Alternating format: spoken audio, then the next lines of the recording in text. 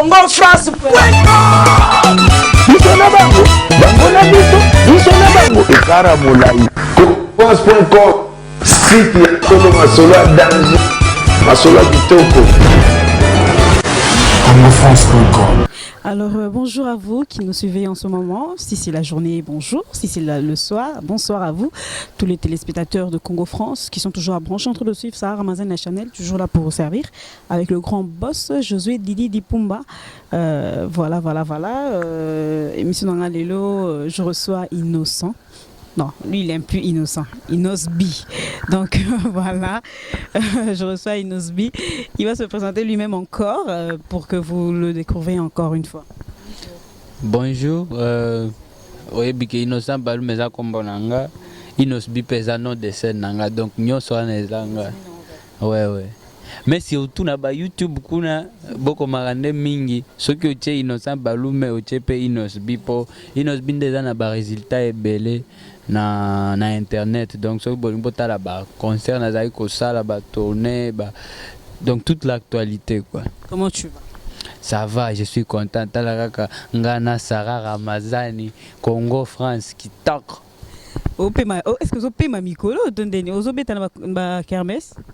Oui, déjà to beti fikine, to beti pe novelas, donc ça va quoi. Et puis ba programme sous ma précision est koya. Donc je suis très content parce que déjà en Akin depuis nazoui na komi na répertoire ya sikao et bani pena makasi eza mbala liboso na komi ko betela bango concert live, donc ezo pesanga pena esengo parce que nazo communiquer directement na ba fan nanga, ça me fait vraiment plaisir quoi. Net na fikine boy plein to sala ki wana na ambiance en tout cas. Merci beaucoup à tous mes fans quoi. Nous sommes au Balingala. Avant c'était trop français, maintenant tu t'adaptes hein. Naza kina tala capitale et là lingala. Et puis il faut m'encourager parce que ta nazo yekola. Mais ça va, tu te débrouilles. Sauf que tu peux na Swahili kuna na koboma bino. Mais na lingala pena osala moi ba effort parce que c'est aussi notre identité. Je suis congolais. So non le balingala te pena tala moi faiblesse, donc il faut na solo la kaka. Alors Innocent, comment tu t'en sors avec ta carrière? Je sais que c'est pas facile au Congo hein. Les Arabes faciles vraiment. Comment tu t'en sors? C'est toi-même qui es le producteur, non? Bon, je suis un artiste indépendant jusque-là, donc bamakambo batu bazotala en tout cas eza ba mingi ba effort personnel et puis aussi avec les gens qui m'entourent, donc bato baza na bonne volonté, toute mon équipe bavenanga pe ba trésor loi LL ba colonel Tshisekedi baza belé ba soutenir nga, donc voilà. Mais je m'en sors bien au fait parce que souci à chaque artiste c'est qu'on se faire consommer na ba fan na et puis petit à petit bozo sentir quand même que non artiste Nabino à se faire sentir bazo yemba ba cha ba s'il vous plaît venez danser alléluia nakin, donc ta on a bandi à concert déjà ils a robeba qui note directement hello kokutu tokolobate Pepe Lenzembo ya le tout dernier clip que j'ai fait batu bakompe ko senga ngo na fikine. C'était avec le grand Mopao te Pepe Lezaki ngai moko parce que na sali Paula ngai moko chacha ngai moko eloko na igwe. Et puis Pepe Lengai moko siko na préparé ko bimisa elengina akbada. Bada. C'était comment, explique-nous au Kinero Luke tout que nous proposer. Ouais, na proposé qui est parce que normalement tous avec déjà en contact. Si on nga na zai ko boule lo moko ya bien on a proposé parce que naebi que yepe achaka énergie tala ka banzembo neti ba selfie, donc mukolo boy neti Kofi Olomide mukolo neti yeboy énergie azo tchana nzembo, donc yemo wazo animé yemo wazo yemba au sentir vraiment qu'il fallait moi aussi que je propose quelque chose de costaud. Et quand j'ai fait ça, heureusement il était pour et voilà. Attention. À quoi était la piscine. Donc voilà, je lui ai proposé, il était aussi d'accord parce que à la base il a beaucoup apprécié la chanson. A chepe énergie na ya souka na kati, donc a yembi pena ba fan na ba osepela parce que a che vraiment ba accent na tout boye bieza na ya o ya ganga ezala oyo ya koyemba nyonso eza na ele Bini. makasi. Mais qu'est-ce qui te fait on a ming aussi pas featuring na ba grand hein, Bettina Igwe, les grands mopato, c'est sur troisième la invité sur les anan. Bopesa Bisé ka ba tête moko. bopesa nga temps oyebi nga naza jeune leader ti. Donc il faut nazala mpe pembeni ya balider tala kaka bavie na biso ba Weranson, Kofi Olomide baza ebele bavie na biso ba Jibe Mpiana, Willow Longomba, ils sont nombreux. En tout cas ezala awa na kini baza ebele. Je sais que je n'ai pas cité tous les noms, mais en tout cas, j'ai cette chance-là d'avoir leur soutien. Une idole ici à Kinshasa, au Congo, c'est qui? Oui, c'est ça. Ba question na ndenga na zolinga ngote parce que soki na tanka komba mutu moko ça va faire que comprendre que mutu nyo ça na idole na. C'est ça, c'est pour ça que moi je n'aime plus répondre à de telles questions parce que tout ça na terrain moko glissant. Mais en tout cas, j'aime la musique congolaise en général. Naoka mingi musique congolaise pour Afro-Congo style nanga wana ndeza na base. Style la musique n'est Afro-Congo. Voilà, donc nalinga na sangisa seben rumba na musique africaine na chango ensemble pour epesa score Afro-Congo yanga moko. Parce que tango zoka banzembo nanga me tu te dis eza proche ya rumba, proche ya seben. Mais c'est quand même original. Donc voilà. Et puis nayo rapé mingi ba musique na biso ya kala ba vrai ba grand calé ba vient biso ba franco ba wendo kut PV calé na na na na na na na ngai na PV calé to dala ki bande ko ba vient biso ba leader. Donc banzembo ana siko. Parce que maintenant en Afrique il y a un complexe moko na kati ya musique biso tout tozota la bao bazo cartonner et on ignore que biso batuto memaki ba style wana. Alors ngana zolinga na zonga na simana na puiser pour faire encore une autre musique fraîche quoi. Voilà. Et pourtant notre musique, la musique congolaise, elle est en baisse ou elle est en hausse? Bon, par rapport à il y a avant c'est vrai qu'on est en train maintenant de fournir encore plus d'efforts aux matasusu. Par rapport à la concurrence, hein? Ouais, malin, mais par rapport à avant, toko minase, titala ba Nigérien de Londres, bazo beta mana ba fête, donc au moment na kata na ba boîte ba gérer biso na ma banze. Yango banze ba musicien na biso Congo bazo regretter na babi ba DJ soki na ba boîte bazo beta mingi ba musique à libanda ke biso. Mais moi finalement j'avais dit que ça sous premier ya ba DJ té, ezande public. Batunde basenga ka banzembo ana. Donc c'est devenu genre soki au côté ata na boîte parce que moi aussi je sais parfois je na bimara pepo na sentir kaka ambiance eza na ville. Bah gérer on a moi barumba quand la soirée commence, mais ça va arriver un moment maintenant quand la soirée maintenant est top, bazo beta bato alibanda. Et ça là c'est une faiblesse pour nous. Donc batunde basenga ka banzembo na siko biso pe photo tia moi qualité na ba clip na biso voilà, il faut qu'on cherche à perfectionner ce qu'on fait, mais tozaka ba leader. Donc on peut balanda style na biso moi biso ba idole na bombing c'est nos papa. Et puis on reste des leaders parce que la net le lo so OK na ba chaîne no ba africain tout ba lingaka ba la qui s'appelle force na bango net na ba trace otala ke ba dance na biso nde bazo binat net faire go la c'est beno abetaki. Ba clip, j'ai déjà vu plus de 10 clips au Batu Bazol Ngaka Binanet faire voilà, donc ça c'est quelque chose et c'est un signe. Et ça qui est perfectionné ba clip na biso, donc voilà.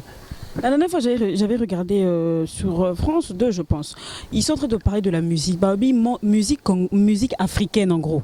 Les autres dominés et comment dominer sur musique, la musique américaine et tout. Musique africaine, Bastille n'a besoin de comme en Afrique et comment dominer dans le monde. Ça en tout cas c'est vrai parce que. Ça s'appelle ça Afrobeat, Afrobeat. C'est intéressant parce que maintenant il y a quand même plus la musique africaine qu'on commence à écouter nous-mêmes. Ta banzembo ba américain lelo en tout cas impact eza netio ya libosote. Donc on est quand même en train de travailler. Na olinga siko place wana o bazo pesa musique africaine. Pardon. Place wana o bazo pesa musique africaine.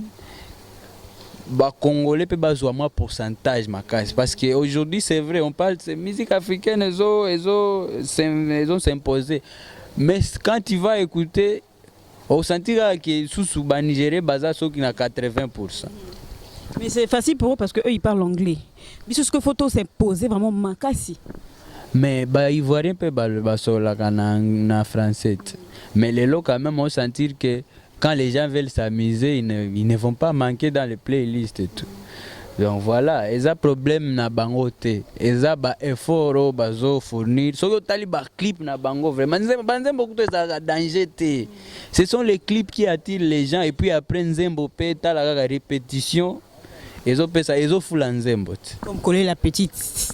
Ah ta la gaga. Donc biso pour qu'on arrive aussi à ce niveau-là, il faut que les grandes chaînes, et partagent la musique africaine. Pour que les chaînes-là nous soutiennent, ils doivent déjà apprécier la qualité de nos clips. Surtout, moi, je pense que on fait bien ce qu'on fait, seulement on doit encore essayer de monter un peu la barre plus haute. Oui. Donc voilà, on va souffler un tout petit peu. Tu vas nous aux exceptions à Paula. Hein? Paula, c'est une chanson que j'aime beaucoup. Obeta Paula. Ok, après pour les Aguini. Cha-cha. Obeta moi avant Goumon, oui. Après on va continuer. S'il vous plaît, venez danser. Alléluia. Je vous dis vraiment, vous allez danser. Yaka obi nana inosbi, yaka obi nana sarabi, yaka obi nana inosbi, yeah. Chéri nanga, yonde wanga wa motema, nagoki kotika yo jamais, mina kupenda. Chéri nanga, yonde wanga wa motema, nagoki kotika yo jamais, tarararara, oh ma chérie, cha-cha, cha-cha. Cha-cha, oh mon bébé, cha-cha, cha-cha. Ouais. La clip aussi. Hey, Eloko, non.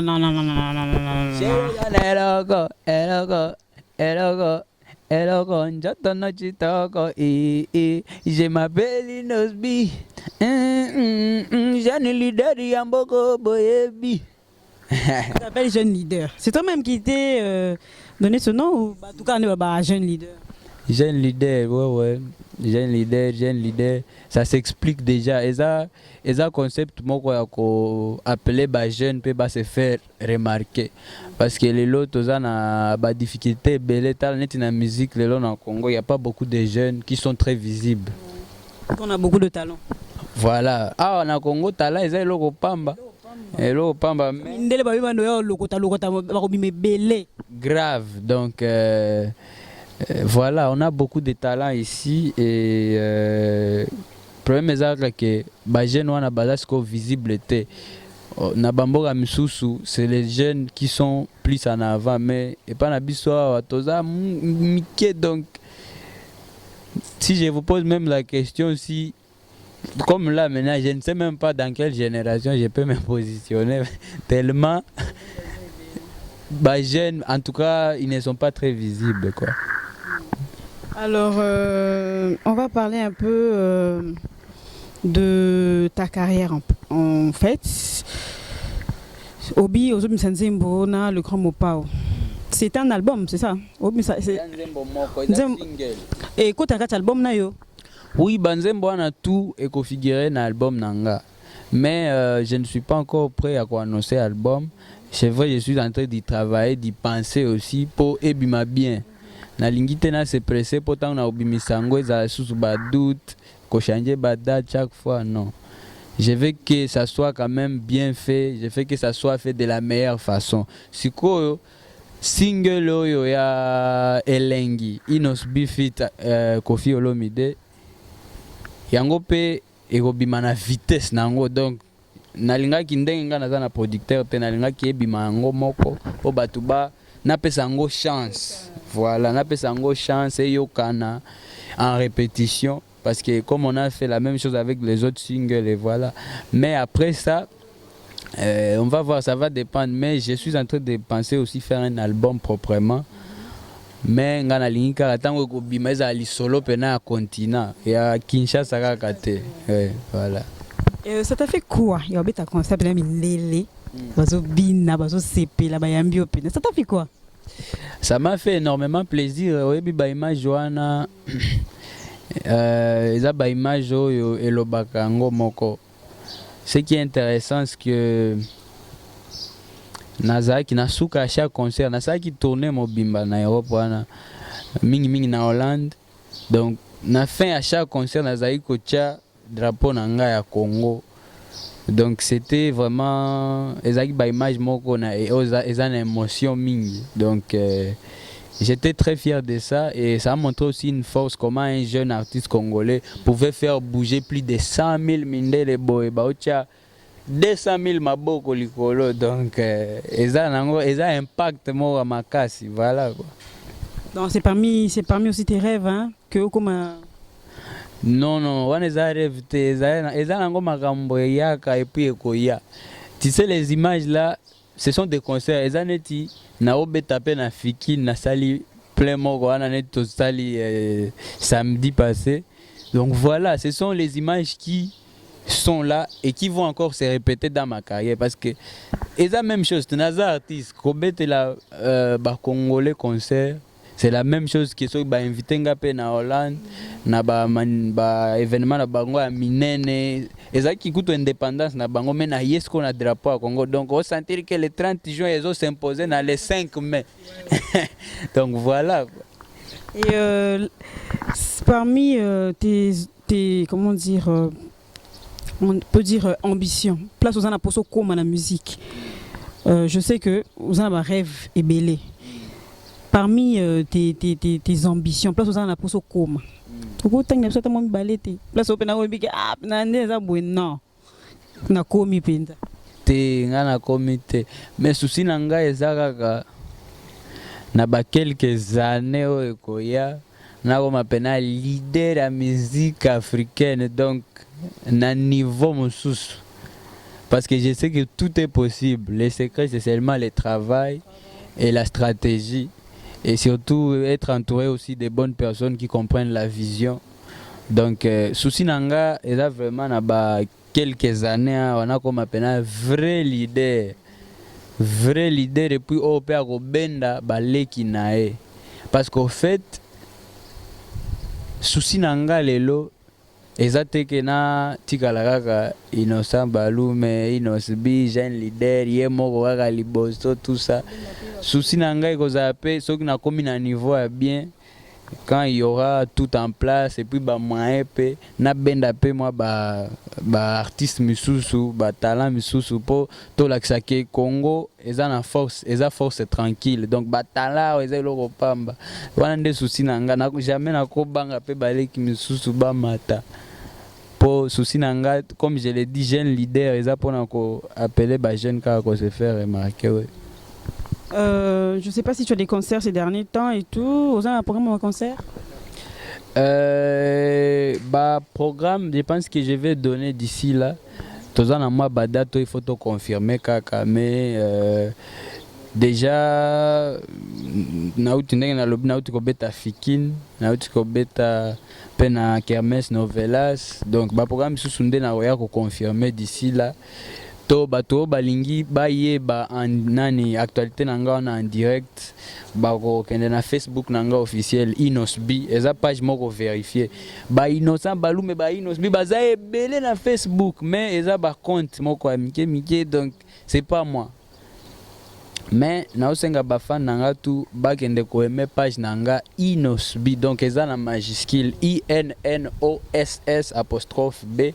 et ça peine à moi signe moko à vérifier compte vérifier nani page vérifier Facebook et reconnaître page ango donc voilà wana nde na tiaka pena actualité nanga en temps réel quoi. On m'a dit que c'est tes frères qui t'aident, ma conseil, ma musique, parce que vous êtes né dans une famille où vous êtes né avec la musique, non? C'est ça, non? Oui, oui, je suis entouré de mes frères parce que c'est une bénédiction. Toza, biso toza, artiste. Et puis à part ça, il y a aussi mes parents qui me soutiennent depuis avant Marambo à Superstar et Banda. Donc voilà, c'est une bénédiction. Et style et l'autre, il y a aucun ensemble. Donc c'est aussi. J'ai déjà suivi une chanson de ton grand frère, hein, je pense. Il jouait avec la guitare et tout. Avant 2010 déjà, tout le monde est artiste. C'est comme je l'ai dit, moi j'ai pas choisi de faire la musique. Na bandi la musique, na église, na groupe, on nous appelait les anges du ciel. Donc moi j'ai pas choisi la musique, mais voilà. C'est très intéressant, c'est vraiment très intéressant. Donc voilà, on commence vraiment à arriver à la fin. On a habité sur le lobby de Yannios, on a habité sur le Bac, c'est sous. Yosko au Bac, ça n'est pas de fan, non, balandio. Bon, mais il y a surprise, on a habité belé. Ouais. Et l'engezo, en tout cas, nzembo ezo pesanga souci. Façon quadra à poser vraiment. Et puis clip, ça sera le plus beau clip et la plus belle chanson. En tout cas, Tiganabina et l'enjambongo. Vraiment, on va s'amuser et l'enjambongo. Iagua au menu et l'enjambongo. Sarah, c'est toi qui fais l'addition et l'enjambongo. Donc, j'aime vraiment tant que bima. Ah! Donc, on va remercier ce qu'on va faire tout parce que oui bien la bénédiction déjà histoire depuis 2010 donc merci à tous mes fans qui me soutiennent depuis jusqu'à maintenant. Ce qui vient sera encore plus fort mais aussi les qui tracé les marambo tout chemin donc continuons à soutenir la jeunesse congolaise et je vous aime beaucoup. Merci aussi à Congo France. Merci Mingisco na ma sister. Sarah Ramazani. Donc en tout cas, merci pour cette opportunité et puis merci à mon ami Raphaël. Hein? Donc t'as l'encadrement Ezawa. Réalisateur vraiment il fallait n'azoper comme mon artiste mobala mwindo. Voilà le grand réalisateur, mon artiste qui toque. Ah, Dieu, vraiment, il y a son charisme na badredo. Donc voilà, salam na office. Ouais, na pesi bambote kaka na bafana nanga tout ba Hollanda biso en direct dans le monde entier, bafana nanga ya Paris, bafana nanga ya Londres, ba États-Unis kuna. Je vous aime beaucoup et puis ceux qui sont en contact avec l'équipe de management, c'est 82 40 10 712. 82 40 10 712. On a un numéro, il y a direct manager. Solo là, moi, voilà, Sarah Ramazani. Répétez déjà, 82 40 10 712. Donc, Innocent, nous avons on a 600 émissions après on a tiré le micro au Sakana. Donc voilà, je remercie tous les fans de www.congofrance.com. On va jouer un Rolanda Bisso du début jusqu'à la fin. Et si maman Lolo Loris la Congolais a beauté à 20 ans à Château Rouge, maman Milinze à London. Mon thème a tous pépé l'ambéton dans un couple parfait qu'on a à Londres. Je reste bien là le moteur de recherche le plus rapide. Mon vieux Foster Kambabari Nakata Rota. Je fais encore des coucou à Sephora et Lou qui la beauté suprême. Donc voilà, ma grande soeur que j'aime beaucoup, Sandra Martins, grande chanteuse Nakatia France. Il y a des 4 courants Nakatia Lille. Je remercie mon artiste Mobala Mouendou. Adène ma caméra pour nous image à bouer. Raphaël toujours de côté de Congo France. Donc Zalara pour me salir ça à Mahito. Donc je laisse le micro à Inosbi.